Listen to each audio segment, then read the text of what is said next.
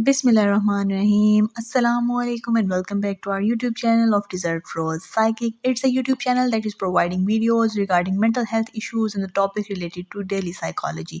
Myself, Arush Shehbaz, and the topic that I am going to represent today is about territoriality and personal space and private space. So basically आज के topic में हम जानेंगे कि territory होती क्या है और कॉन्सेप्ट जानेंगे कि पर्सनल स्पेस और प्राइवेट स्पेस का कॉन्सेप्ट क्या है. So let's start our topic for today. Okay so सबसे पहले अब हम डेफिनेशन के ऊपर बात करते हैं कि आखिर टेरिटोरियलिटी की डेफिनेशन है क्या. तो इन्वायरमेंटल साइकोलॉजी में वो एक्सप्लेन करते हैं कि टेरिटोरियलिटी को हम रेफ़र करते हैं the study of how individuals और group interact with and establish psychological ownership over spaces within their environment. Basically वो कहते हैं कि एक इन्वायरमेंट में कुछ लोग रहते हैं, तो वो इस बात के बारे में स्टडी है टेरिटोरियलिटी कि किस तरह से वो लोग इंडिविजुअल की फॉर्म में या ग्रुप की फॉर्म में एक दूसरे से इंटरेक्ट करते हैं और किस तरह से अपनी साइकोलॉजिकल ऑनरशिप शो करते हैं एक सर्टेन इन्वायरमेंट में रहते हुए. इसके अलावा ये एक्सप्लोर करता है हमारे साइकोलॉजिकल और बिहेवियर एस्पेक्ट्स को कि किस तरह से लोग डिफ़ाइन करते हैं, डिफेंड करते हैं अपनी टेरिटरीज़ को, अपने इर्द गिर्द के सराउंडिंग के लिहाज से किस तरह से लोग बेसिकली अपनी मलकियत शो करते हैं किसी भी जगह पे, और साइकोलॉजिकली किस तरह से वो ओनरशिप शो करते हैं और क्या उनके उस टाइम पे बिहेवियर्स होते हैं, किस तरह से वो अपनी स्पेस को डिफ़ाइन करते हैं और किस तरह से वो उसको डिफेंड करते हैं अपने सराउंडिंग में रहते हुए. अब जो नेक्स्ट टॉपिक बेसिकली हम डिस्कस करने वाले हैं वो सारे वो फैक्टर्स हैं बेसिकली जो कि टेरिटोरियलिटी को इफ़ेक्ट आउट करते हैं और इन्वायरमेंटल साइकोलॉजी में इंक्लूडेड हैं. तो सबसे पहला फैक्टर है हमारे पास पर्सनलाइजेशन. पर्सनलाइजेशन बेसिकली क्या है? The degree to which individual customise and personalise their space influences their sense of territoriality.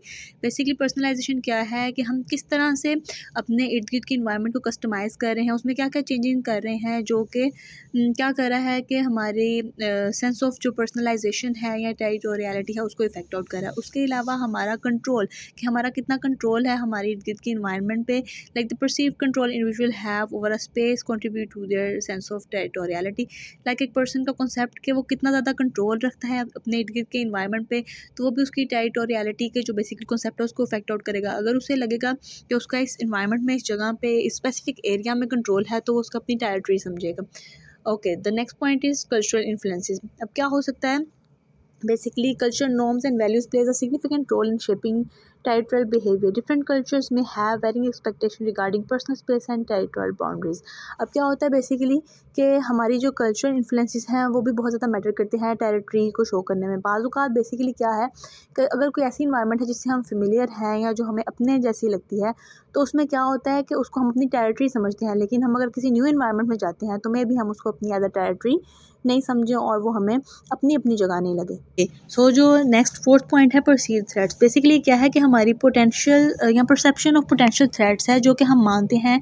Like अगर हमें महसूस होगा कि इस जगह पे हमारी जो जगह है जिसे हम अपना समझ रहे हैं उसमें कोई थ्रेट है या कोई हमें ऐसा महसूस होगा कि कुछ ना कुछ इस तरह का होने वाला है, तो क्या होगा, हमारा जो टेरिटरी रिस्पॉन्स होगा ना वो भी ज़्यादा होता जाएगा.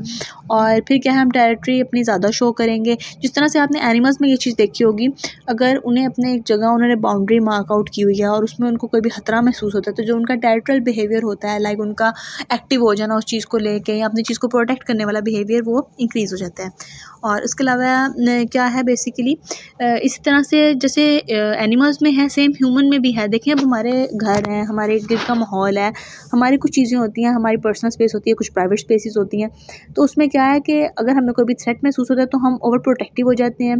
लाइक एक सिंपल सी चीज़ है कि हमारी अगर पर्सनल स्पेस में हमने एक पेन यहाँ पे रखा हुआ और अगर उसको कोई वहाँ से उठा के कहीं और रखते, तो ऑटोमेटिकली हमारा जो बिहेवियर है वो डिस्टर्ब होता है और हम उसी के अकॉर्डिंग बिहेव करने लग जाते हैं और सारे रिस्पॉन्सेस हमारे आते हैं.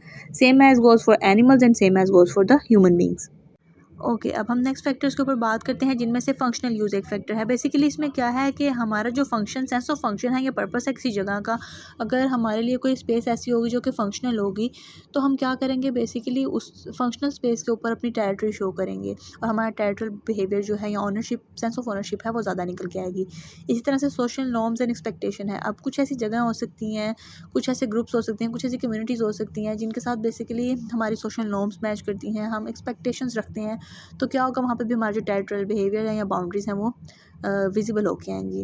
The next one is past experiences. अब कुछ ऐसी जगहें होती हैं जिनके साथ हमारी यादें जुड़ी होती हैं, कुछ ऐसी चीज़ें होती हैं, कुछ ऐसे इलाके होते हैं या हमारे पास्ट एक्सपीरियंसेस कुछ जुड़े होते हैं कि सर्टन स्पेसिस के साथ, या हमने कोई एसोसिएशन डेवलप की होती है, तो उसकी वजह से बेसिकली क्या होता है, ये जो सारी एसोसिएशन है, पास्ट एक्सपेक्टेशन है, वो भी हमारा क्या करती हैं, टेरिटोरियल बिहेवियर को बेसिकली इंक्रीज़ करती हैं।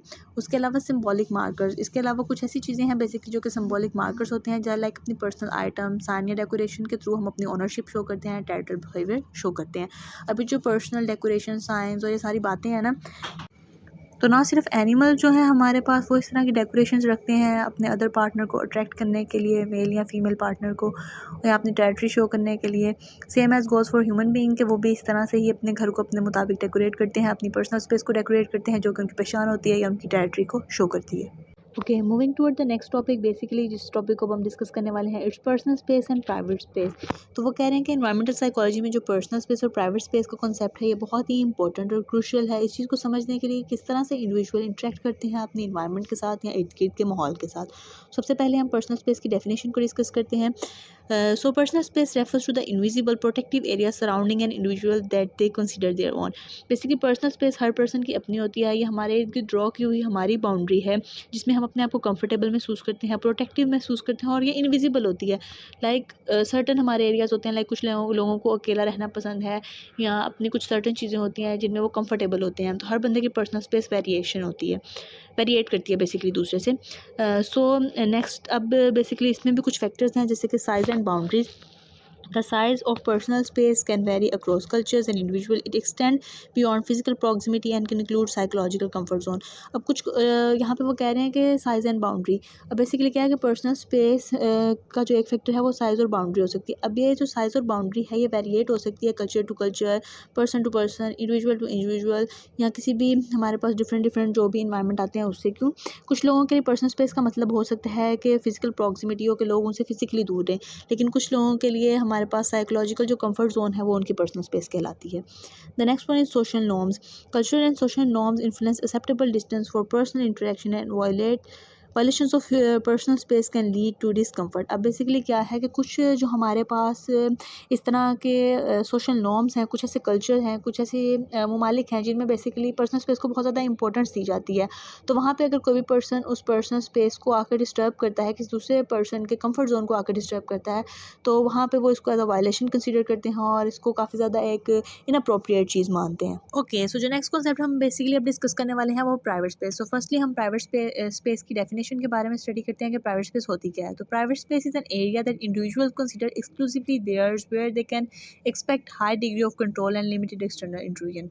बेसिकली प्राइवेट स्पेस किसी भी पर्सन का वो वाला एरिया होता है, वो स्पेस होती है जिसमें वो बेसिकली इंतहाई कंफर्टेबल होगा, या काफ़ी ज़्यादा हाई डिग्री ऑफ फ्रीडम और कंट्रोल होगा उस जगह पे, और उसको महसूस होगा कि कोई भी एक्सटर्नल बेसिकली कोई भी पर्सन जो है वो उसके उस एरिया में आके उसको वहाँ से हिला नहीं सकता। लाइक एग्जांपल्स उन्होंने दिए हुए हैं homes, bedrooms and personal office, typical example of private space. Like आपके घर, आपके बेडरूम्स, आपके सोने की जगह, आपके जो ऑफिस हैं पर्सनल, वो आपकी क्या होगी, सारी प्राइवेट स्पेस कहलाएगी। इसके अलावा वो क्या कह रहे हैं, आपको साइकोलॉजिकल कंफर्ट देती है आपको आपकी प्राइवेट स्पेस। वो कह रहे हैं having a private space provide individual with a sense of control, security and the freedom to express themselves without external intrusions. Basically क्या है कि वो कह रहे हैं कि जब आपके पास कोई प्राइवेट स्पेस होगी, आपके पास अपनी एक प्राइवेट स्पेस मौजूद होगी, वो आपको क्या क्या चीज़ प्रोवाइड करती है, आपको सेंस ऑफ सिक्योरिटी प्रोवाइड करती है, सेंस ऑफ कंट्रोल प्रोवाइड करती है, और फ्रीडम प्रोवाइड करती है कि आप अपने आप को खुल के एक्सप्रेस कर सकें किसी भी एक्सटर्नल सिक्योरिटी थ्रेट, किसी भी एक्सटर्नल किस्म की इन्वॉल्वमेंट के बजाय आप इजी होकर अपने आप को फुली एक्सप्रेस कर सकते हो। अब वो कह रहे हैं understanding these concept help researchers and designer consider psychological dimension of space in various environment influencing everything from urban planning to work place design.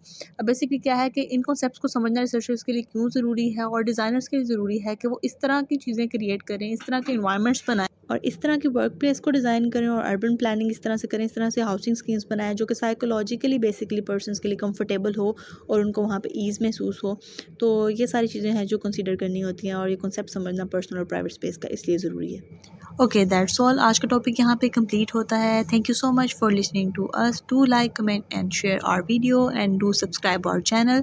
और अगर कोई भी क्यूरी है, कोई भी किसी जगह पे कोई भी टॉपिक, कोई भी पॉइंट क्लियर नहीं है तो उसके बारे में लाजमी कमेंट करें ताकि हम उसका आंसर करें, दूसरों के साथ भी आपका नॉलेज शेयर हो और मज़ीद हम उसमें बेहतरी ला सकें।